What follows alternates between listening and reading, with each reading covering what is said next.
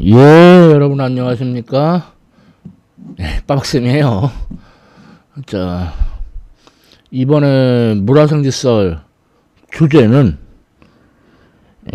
별자리의 개요입니다. 예, 지구과에서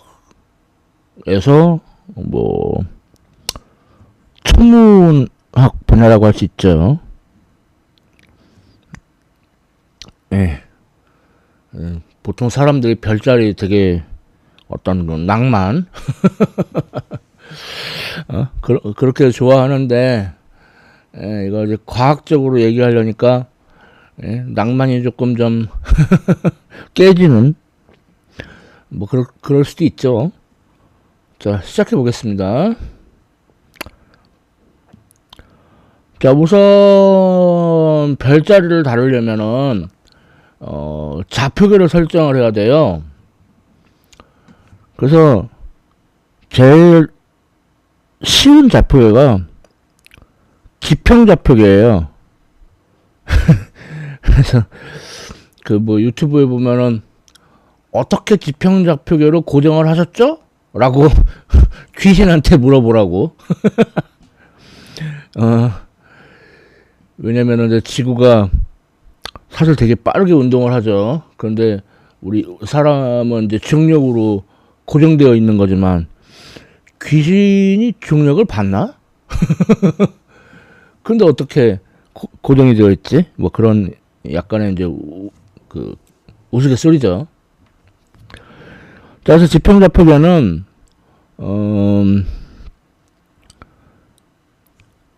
북전, 그러니까 북쪽에서부터 이렇게 여기 시계 방향이야? 반시계 방향이야? 시계 방향이죠. 시계 방향으로 이제 각을 잰 걸 이걸 방위각이라고 해요. 방위각. 그러니까 방위각이 0도면 북쪽, 90도면 동쪽, 180도면 남쪽, 270도면 서쪽이 되겠죠. 방위각. 그리고 지평선에서부터 이렇게 위로 이렇게 잰 각을 고도라고 그래요. 그래서 천정, 그러면 거기는 고도가 플러스 90도가 될 테고, 천정의 반대인 천저가 되면은 그건 고도가 마이너스 90도가 되겠죠. 이렇게 방위각과 고도로 나타내는 게 바로 지평좌표계예요. 물론 이제 이 천정에서부터 거꾸로 이렇게 재기도 하거든요. 이걸 천정거리. 그러니까 천정거리하고 고도를 합하면 90도가 되겠죠. 지평좌표계 아주 그냥 굉장히 그냥 본능에 충실한 아주 기본 중에 기본이에요. 근데 이제 본능에 충실하다 보면은 문제가 생기죠. 마찬가지로 지평좌표계도 이게 계속 변해요. 지구가 자전을 하니까. 그래서 딱 시작할 때만 편하고 그 다음부터는 이제 불편해지죠. 자, 그럼 또 다른 좌표계는 뭐가 있냐면은 쉽게 말해서 지구의 이제 적도를 확장해서 천구의 적도, 지구의 북극을 확장해서 천구의 북극, 지구의 남극을 확장해서 천구의 남극, 이거를 적도좌표계라고 해요. 그러면은 우리 지구에서도 위도가 있는 것처럼 그 천구의 적도에서부터 이렇게 잰 각도를 우리가 적위라고 해요. 그러니까 저기가 플러스 90도면 천구의 북극인 거고 마이너스 90도면 천구의 남극인 거죠. 그 다음에 그러면 경도에 해당되는 건 지구의 경우에는 그 영국 그리니치 천문대를 지나가는 거를 그 경도로 영도로 보죠. 그래서 그쪽에서 동쪽이면 동경몇도, 서쪽이면 서경몇도 그렇게 부르잖아요. 요 적도좌표계에서는 충분점, 그러니까 태양하고가 아니라 지구가 그 자전축이 기울어져 있죠. 23.5도. 그러니까 요 사이각이 23.5도예요. 그러니까 그러면서 이제 그 자전축이 기울어진 상태에서 지구가 공전을 하니까 그 태양이 이제 그 1년에 걸쳐 움직이는 그 궤도면도 23.5도 천구의 적도에 대해서 기울어져 있죠. 그래서 노란색으로 표시를 했는데, 노란색으로. 그래서 천구의 적도하고 태양이 가는 길, 황도 하고 만나는 지점, 1년에 두 번 만나죠. 춘분 때 만나고 추분 때 만나고, 거기서 이제 춘분점을 이제 그 기준으로 삼아가지고 거기서부터 반시계 방향으로 재는 거, 그것을 우리가 적위라고 그러죠. 그래서 적경이라고 그러죠. 그래서 적위하고 적경으로 이렇게 나타내는 걸 적도좌표이라고 해요. 이거는 뭐 짧은 시간 동안에서는 안 변해요. 하지만 이제 오랜 시간에 걸치면은 지구의 세차 운동 때문에 마치 지구가 그 쓰러질락 말락하는 팽이가 회전하는 것처럼, 그러니까 지구의 자전축이 이렇게 기울어진 상태에서 이렇게 지구의 자전축이 이렇게 왔다 갔다 하죠. 이걸 세차 운동이라고 그러죠. 그렇기 때문에 좀 오랜 기간에 지나서는 적도좌표계도 좀 변할 수 있어요. 그렇지만 하루 이틀, 한 달, 두 달, 뭐 이런 짧은 기간에서는 적도좌표계는 안 변하죠.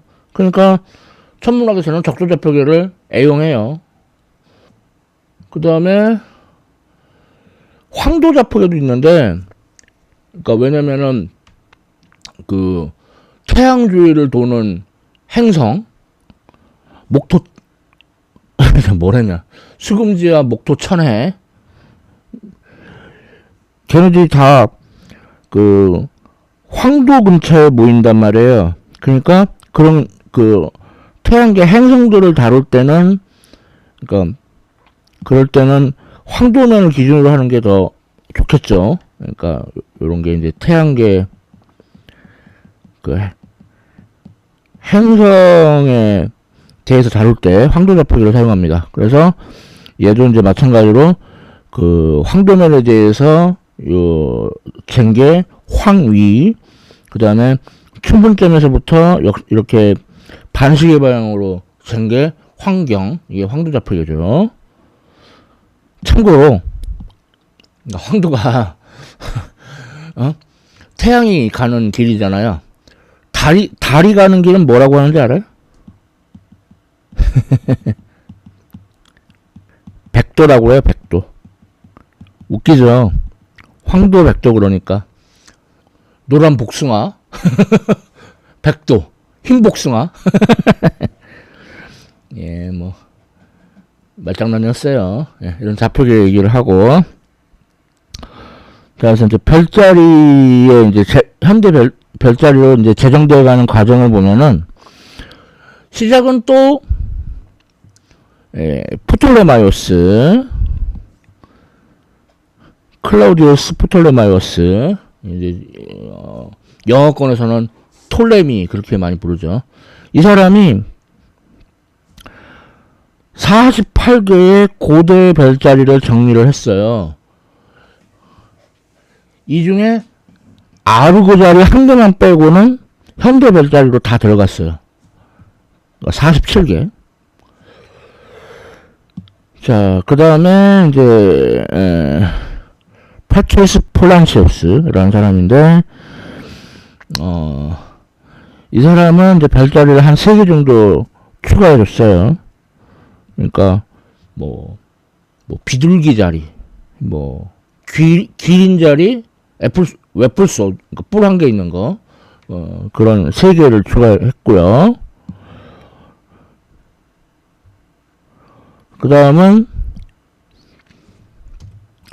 요한 바이어, 이 사람이 이제 대단한 사람 중에 한 명인데, 일단, 우라노 메트리아라는 그 별지도 그 책을 여기 표지 있죠. 그걸 저술했고요. 그 다음에 이 사람이 바이어 명명법이라고 해서, 그러니까 뭐냐면 이제, 별자리마다 이제 밝기 순서로 제일 밝은 건 알파별, 다음은 베타, 감마, 그런 식으로 이제 한 거예요. 그러니까 괜히 별마다 고유의 이름을 붙이지 말고, 무슨 별자리에 알파별, 무슨 별자리에 베타별, 무슨 별자리에 감마별. 편하죠? 네, 그래서 그 바이오 명명법은 지금도 사용되고 있어요. 그리고 14개의 별자리를 이 사람이 현대 별자리에 추가했어요. 14개. 자, 다음은,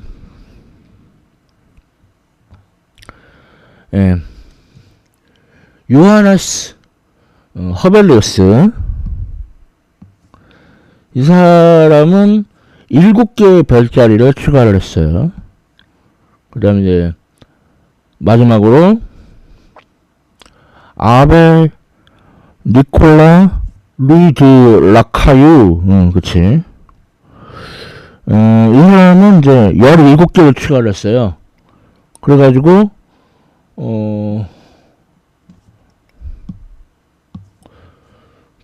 프톨레마이어스 47개에다가 플란시스 3개에다가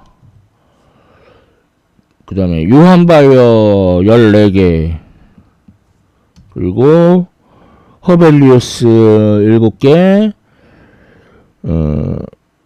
라카유 17개, 다 합하면은 88개. 예, 그래서 현대 별자리가 총 88개예요. 대단하죠? 그래서 이걸로 천구를 빈틈없이 가득 채워놨어요. 이렇게. 그래서 뭐 88개 중에 뭐 동물로부터는 한 42개, 동물은 42개, 그 다음에 그 이제 무생물 사물로는 한 29개, 그리고 사람, 이제 사람도 이제 그 실존하는 사람하고 신화 속에 상상의 사람이 있겠죠. 그게 17개 정도, 10개. 그래서 또 합하면 88개. 그래서 여기 보면은 요렇게럼 그 적도래. 황도. 태양이 지나가는 길, 황도가 이렇게 있고, 적도는 이제 뭐 이렇게 똑바로 수평선. 그리고 이제 특이한 게 그 은하수가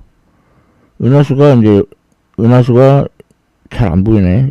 이런 식으로 은하수가 분포해. 이런 식으로. 예, 되게 많죠. 그래서 이거를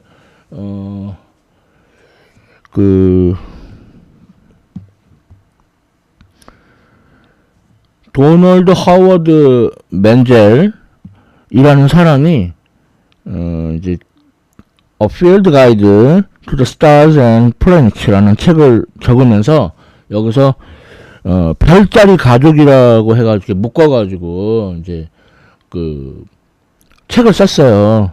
근데 이제 이게 나중에 이제 저분 돌아가시고 그 학생인 이제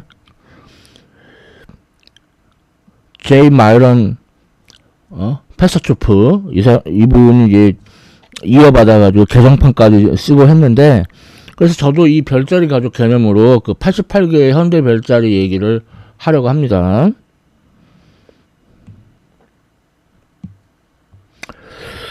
먼저 이 황도에는 그 별자리들, 황도 이렇게 여기 좀 회색처럼 칠해져 있는 부분, 이거부터 얘기를 하면은, 이거 보통 황도 12궁이라고 하거든요. 12궁. 12개. 12개 해가지고, 양자리, 황소자리, 쌍둥이자리, 개자리, 사자자리, 처녀자리, 천칭자리, 천갈자리, 그리고 공수자리, 염소자리, 물병자리, 물고기자리. 그래서 보통 황도 12궁이라고 해요. 그러니까 1년이 12달이니까 12개 별자리가 어찌 보면 더 자연스럽죠. 그런데 황도 13궁이라고 하는 경우도 왕왕 있어요. 왕왕왕왕왕. 응? 황도 13궁이라고 해가지고. 그래서 이제 재미있는 이제 얘기로 걸그룹 우주소녀가 원래 12명이었거든요. 그래서 그쪽 세계관이 황도 12궁 세계관이에요. 근데 아이유의 이제 보컬이었던 연정이 멤버랑 우주소녀 합류합니다. 그래서 황도 13궁으로 세계관이 바뀌어요. 그래서 황도 13궁으로 하면은 뱀주인 자리가 추가되는데, 아니 그럼 합류한 멤버 연정이가 뱀주인이야? 네, 우스갯소리였어요. 자, 이게 황도 별자리 가족이었고요. 그 다음은 큰 곰자리. 큰 곰자리 자리가 우루사. 우루사 베이즈. 그래서 그 주변으로 이렇게 다 연결된, 큰 곰자리 가족이 있어요. 그래서 얘네들은 주로 북반구 쪽에 있고, 그래서 뭐 목동자리, 기린자리, 사냥개자리, 머리털자리, 북쪽왕관자리, 용자리, 작은 사자자리, 살쾡이자리, 큰 곰자리, 작은 곰자리. 큰 곰자리, 작은 곰자리가 좀 익숙한 편이죠. 예, 큰 곰자리 가족 얘기해봤고요. 다음 별자리 가족으로는 페르세우스 자리 가족이 있어요. 그래서 여기서는 조금 빨간색으로 여기 페르세우스 자리 있고, 그 옆에 이제 그 주변에 이제 별자리들. 그래서 페르세우스 자리 가족 보면은 우선 페르세우스 본인이 있고, 페르세우스가 이제 그리스 신화에서 보면은 메두사를 이제 메두사 직접 보면은 돌이 되잖아요. 그러니까 그거를 뭐 청동 거울 같은 거 잘 닦아가지고 거울로 바라봐서 이제 메두사를 직접 보지 않고, 그래서 목을 베었다. 그래서 그런가 기호도 메두사처럼 생겼어, 기호도. 그리고 이제 페르세우스가 타고 다니는 말 페가수스.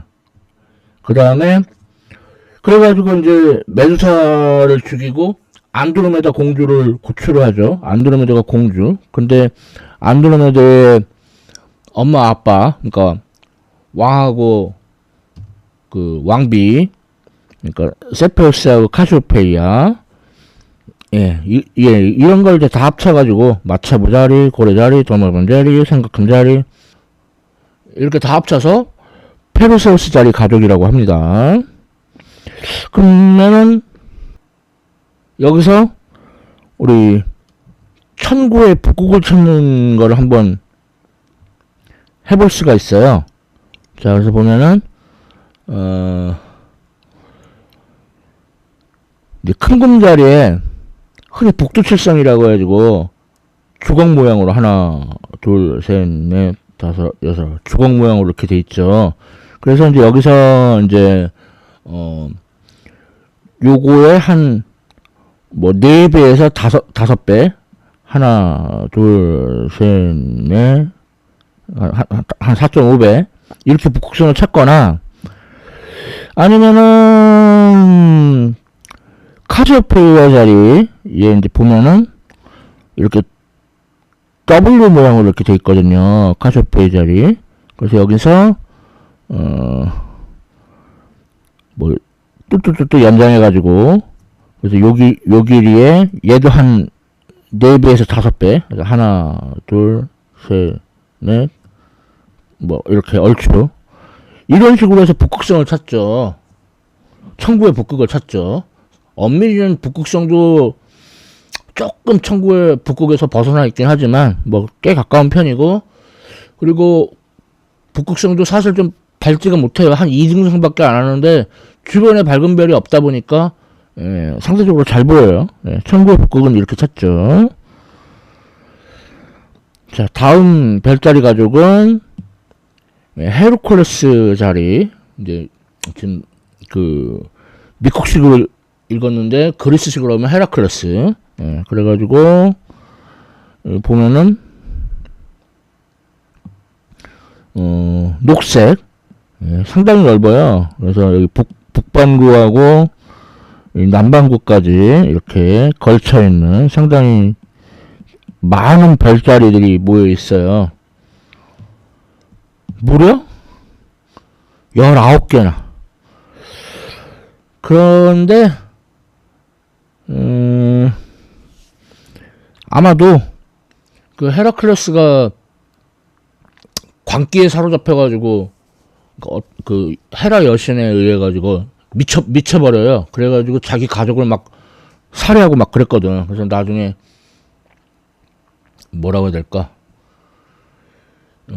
이걸 용서받으려면 어떻게 해야 되나? 그래서 처벌로 12개의 가업을 완수해라. 그래서 그러다 보면 뭐, 응? 독수리도 잡고, 사자도 잡고, 뭐 이렇게, 뭐 히드라, 바다뱀도 잡고 막 그런단 말이에요. 그래서 이 보면은 그런 것도 여기 모여 있고, 그 다음에 또 나중에 헤라클레스가 그 센타우루스, 그러니까 센타우루스는 이제 반인 반마, 그러니까 다리 아래는 말이고 위쪽은 사람인 그런 센타우루스의 음모로 아주, 근데 그러니까 죽을 정도로 고통을 받아요. 근데 헤르큘레스가 불사신이라 안 죽어요. 그래서 어떻게든 죽여달라고. 그래서 이제 죽어가지고 뭐 별이 됐다. 헤르큘레스 자리. 그래서 이 보면 뭐 독수리 자리, 제전 자리, 센타우루스 자리, 남쪽 왕관 자리, 까마귀 자리, 컵 자리, 남십자 자리,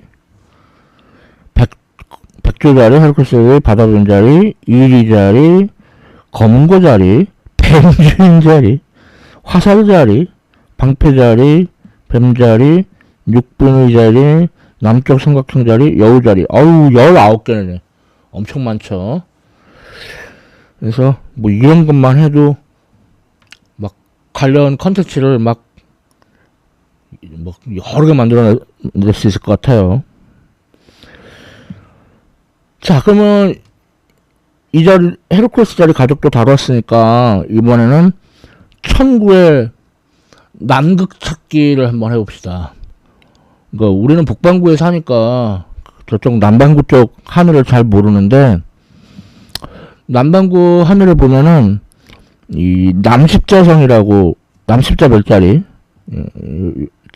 남십자 자리가 이렇게 있죠. 그래서 얘를 역시 그러니까 요 간격을 한 4배에서 5배, 하나, 둘, 셋, 그러면 이제, 근데 얘는 좀 약간 북극에 비해서는 많이 좀 벗어나요.